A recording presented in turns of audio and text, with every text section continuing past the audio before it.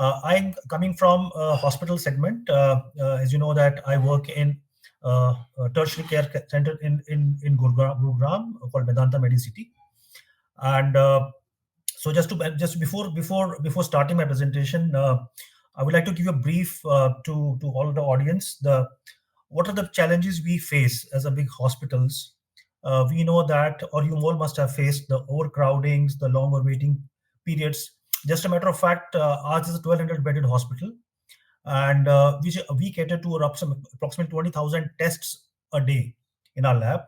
So we generate a huge amount of data. And when I say we, means the other departments like radiology, nuclear medicine, all these departments are generating like data in millions. And other issue is the ever rising healthcare costs. They say that Indians had spent around $45 billion in 2015, 2016, and which has gone further to around $72 billion by 2020, and which might turn to $100 billion in this year or so. So what can be done? Can we be able to help, or can the technology help in mitigating these issues?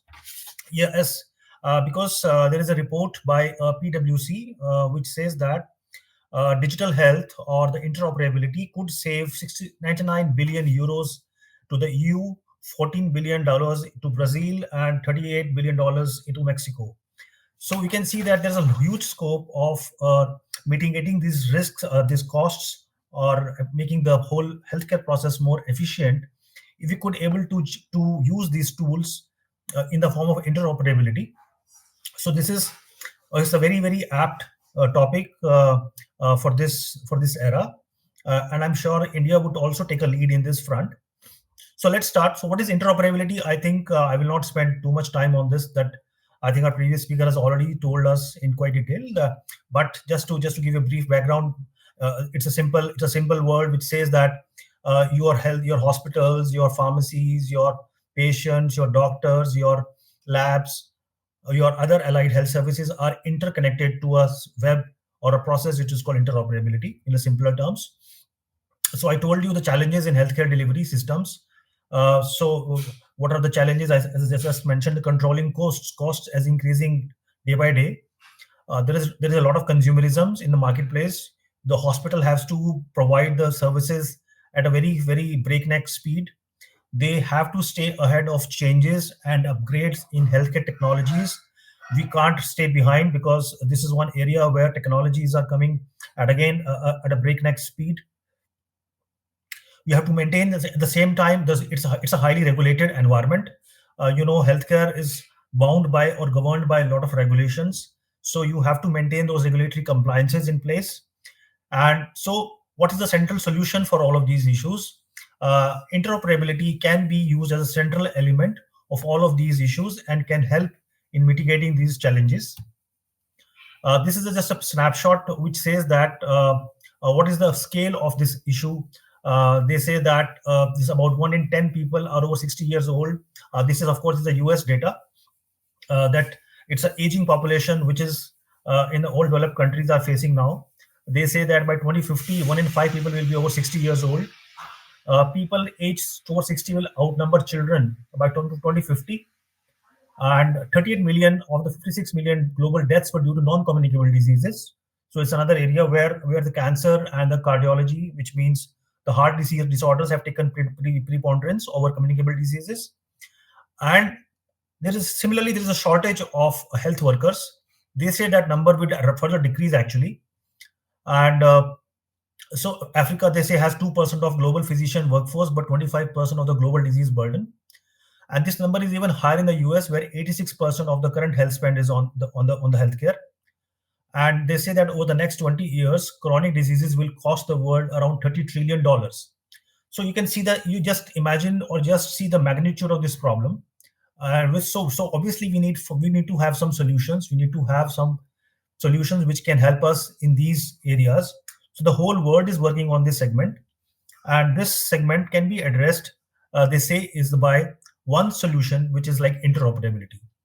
Interoperability, this is like a translator.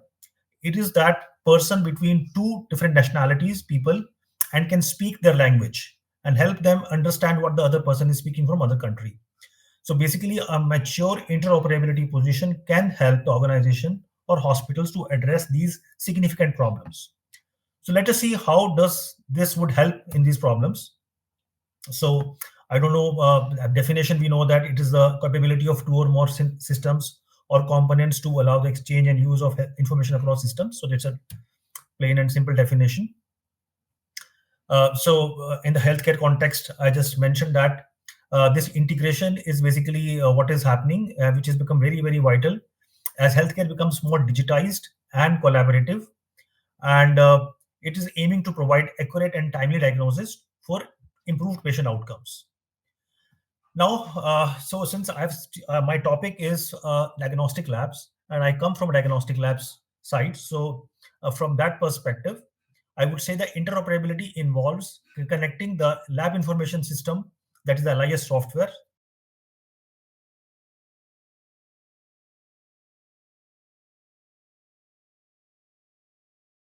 and other relevant technologies to facilitate the seamless flow of data. So you can see the live diagnostic labs or the radiologies would play a big role, because as I mentioned earlier, these departments generate a lot of data. So what are the levels of interoperability in healthcare IT systems and applications? You can use these levels in hospitals, medical centers, many registries like cancer registries, cardiac registries, mental health registries. You can use this application in health tech startups. You can use these registries. You can use these systems in health plans, which is by the government bodies. You can have the online pharmacy platforms on the same systems, and of course the medical laboratories and the radiology departments. So they say there are 4 levels of healthcare interoperability. These levels means they go from a very basic, that is level 1, to the highly desired or the most complex, the level 4. So these are the 4 levels, which say the level 1 is the foundational interoperability, level 2 interoperability, level 3 is semantic interoperability, and 4th is organizational interoperability. So what are these levels? In a simpler terms, the foundational interoperability is which the system requires, which system still requires human assistance to interpret the data they receive. In structural interoperability, data is exchanged between two systems and can only be interpreted at the data field levels. In semantic interoperability, systems are fully capable of interpreting the exchange data. And the best or the last, I would say the highest level is where systems provide top tier interoperability by including non-technical operations like policies, social, legal, and organizational aspects. These 4 levels are given by, as you know, that this is the mainly US has done this research on this area, which is called American Healthcare Information and Management System Society, which is called HIMSS, has defined these 4 levels. So the first level is, so basically it says that different healthcare systems and softwares must be empowered to exchange data with all related provisions executed at the earliest stage of the design and mobile application architecture across local networks and web-based environments. The recipient system should be enabled to intake the medical data from another system without additional technological tools. And it allows for interconnectivity requirements that let every authorized agent send and accept health data in a fast and totally secure manner.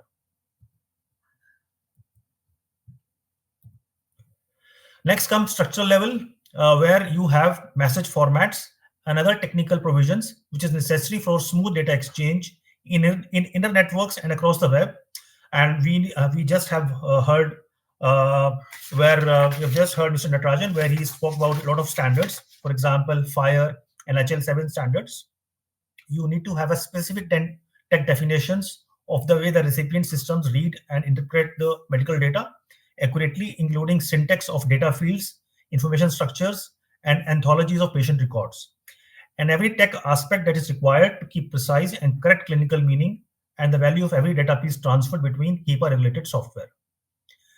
Third level is semantic levels, where it is a human-focused rules of data exchange, where it's standardized formal definitions acknowledged by all authorized parties. And then there are the coding vocabularies and data set codifications in healthcare. and a shared understanding of medical data between all potential users. And the last one, or the highest level, is organizational level. It refers to seamless sharing and interpretation of patient data between various organizations with different goals, regulations, and requirements. To achieve this level, you need to have additional considerations such as policies, legal, social, and organizational aspects. So, what are the relevance of interoperability in diagnostic labs? If I say the relevance is, first of all, and the foremost, is the efficiency. As I told you before, that we cater to around 20,000 tests a daily, which is actually keep increasing on a daily basis. We are seeing an increase in the load. And how can we be efficient all the time? So there is a big role too of interoperability will play. Next is accuracy. You need to have very accurate lab results. You can't, in this era of higher healthcare, we can't afford to make even a single mistake. So accuracy can only be achieved by the level of, again, by the interoperability. Timeliness, the results have to be shared as early as possible in the given timelines, so that it goes to the physicians for early management. Again, it needs interoperability, collaboration between various departments. For example, collaboration between emergency department, cardiology department, between OTs, surgeries. It can only happen with the flow between the various departments. And lastly, it was in cost, because as I mentioned earlier, it's a huge burden on healthcare nowadays. So efficiency, it would lead to streamlining the workflows through automated data exchange. Once you have your data getting exchanged between various departments, that would streamline the workflows. It would definitely reduce the manual data entries, which further reduces the errors and save time. And once you do have a flow, which is like automated data exchanges, it would lead to faster turnaround times for test results, which further improve patient care. Accuracy can be achieved by elimination of transcription errors and data inconsistencies. When you have a data flow from all the systems without human intervention, you achieve better accuracy. You have a seamless integration across, ensures patient information consistency across systems, and reliable data contributes to better diagnosis and treatment decisions. Timeliness, as I said, any patient who comes to emergency, he needs his suspected case of heart attack or a myocardial infarction, where you have a split-second decisions to be made. It can be only happen when you have a real-time access to patient information file and the lab results. It enables rapid decision-making and timely interventions. And of course, it enhances overall patient care and quality. But it can only be achieved with the help of collaboration. This interoperability would foster communication among different healthcare institutions, entities, enabling seamless sharing of patient data and results, leading to better coordinated care. And by eliminating duplicate tests, extra tests would enhance efficiency, and interoperability would help reduce healthcare costs for both patients and healthcare providers. So why interoperability matters? It would matter definitely because it would lead to efficient data exchange. There is no flaw, there's no loss of any data between any levels. It would improve patient care by having a timely results, by having accurate results. It would enhance collaboration between various departments, and regulatory compliance can also achieve with the help of interoperability.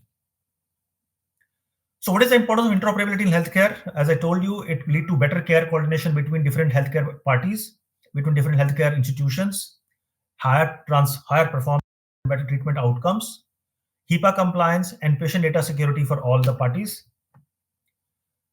It could lead to real-time electronic synchronization between healthcare providers and IT systems, facilitated through healthcare technology interoperability, custom-tuned collaboration between selected healthcare process actors, government institutions, government bodies, and other beneficiaries that provide their interoperable software systems, EMR workstations interconnected with the lab databases, insurance company applications connected again with the hospital databases, health plans, patient CMS, and all authorized operators can see data at the same time, would lead to real-time data sharing and exchange without any lags. It would lead to higher performance and better treatment outcomes, because now different physicians of different departments and clinical staff can access the latest version of medical records and see up-to-date information on patient condition without wasting their precious time. It would lead to reduction of risks in connection with medical error, elimination of unnecessary testings. Emergency responders can see every important lab details even before administering any urgent injections or drugs and make crucial decisions. Reduction of overall time required for working with electronic patient forms and records, thanks to autofill documents that can extract data from shared databases. Nurses and administrators can save time and effort on routine tasks. They need not fill every data, every sheet by their hand when you have your autofill documents. And even you can use other virtual nursing applications can be integrated with other clinical software, including AI connected decision systems. So that is one important. Now, HIPAA compliance and patient data security is very, very important part of this. When we say there's a lot of data, obviously we have to keep this data safe and secure. So basically, you should have compatibility of our security standards across different healthcare application providers, making sure there are no leaks or no weak links between system components that could cause data leaks or other issues.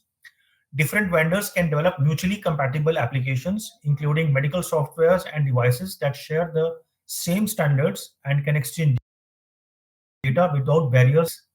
Physicians and patients can use different applications with the same authorization credentials and protocols to access and manage their records.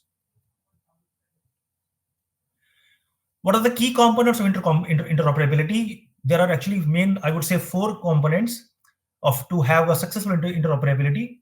You should have a system integration, data standardization, interfacing with healthcare providers, and privacy and security considerations. If you're able to achieve these 4 things, you can have a very, very good interoperability systems in place.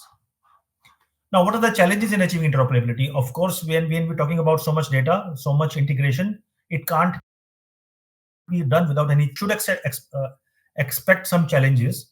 And what are those challenges? You can have diverse systems and formats. Everybody is using different formats, different systems. Data security concerns are big issues. Technological limitations. One institution is at a higher level versus another institution, and resistance to change.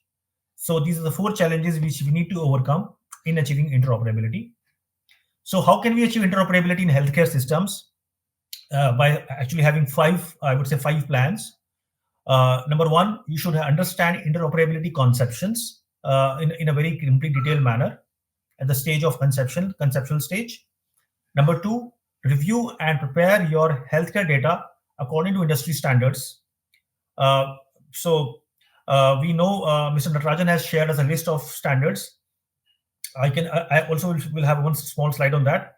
But I think LOINC's standard for the lab, ICD-10, SNOMED CT, HL7, DICOM, FIRE are the common standards which actually helps to this data exchange.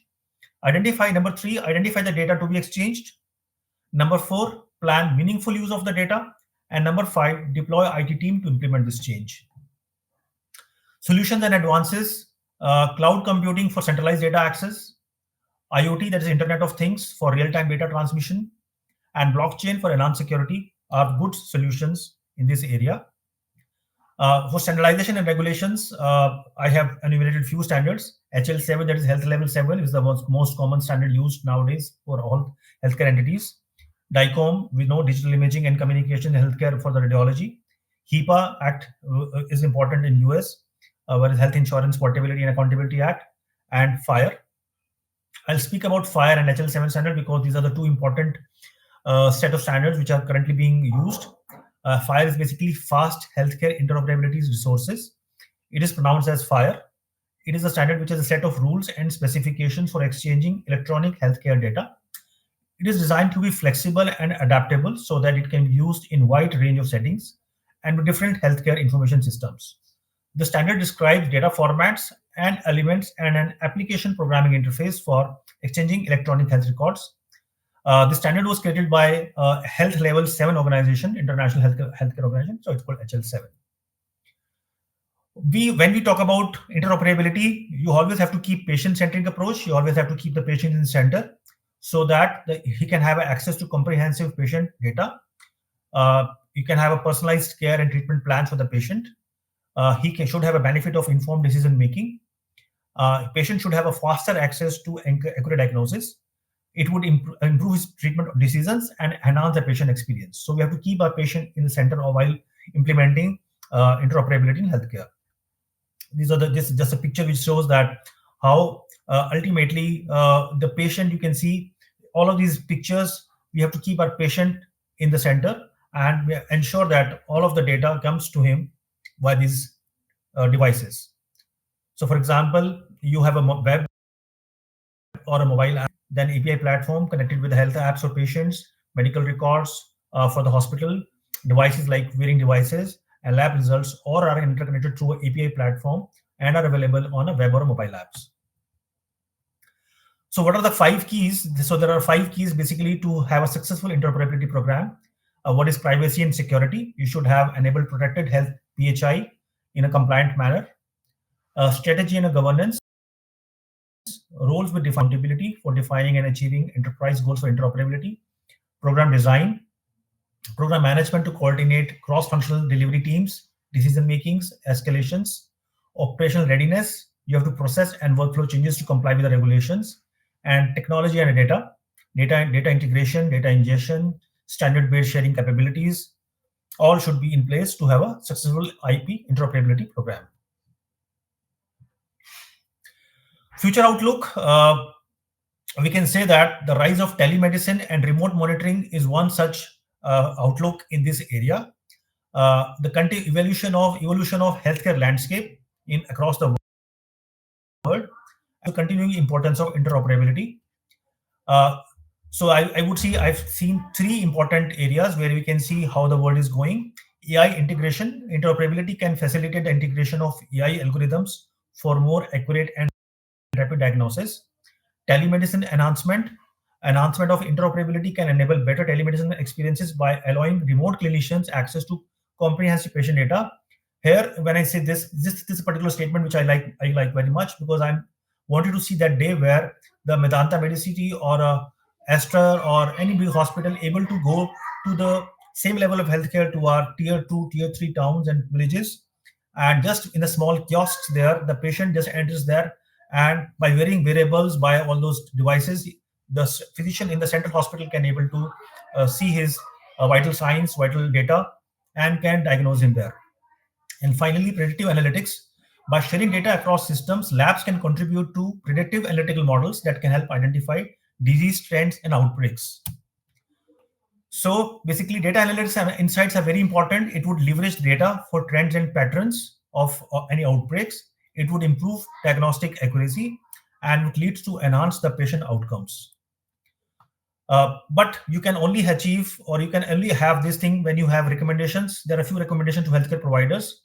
So basically, what they have to do is they have to support educational and for the clinical community in the use of data and standards. You have to specify adherence to open and recognize messaging and data standards in the procurement tenders, develop a testing environment, and ensure integration.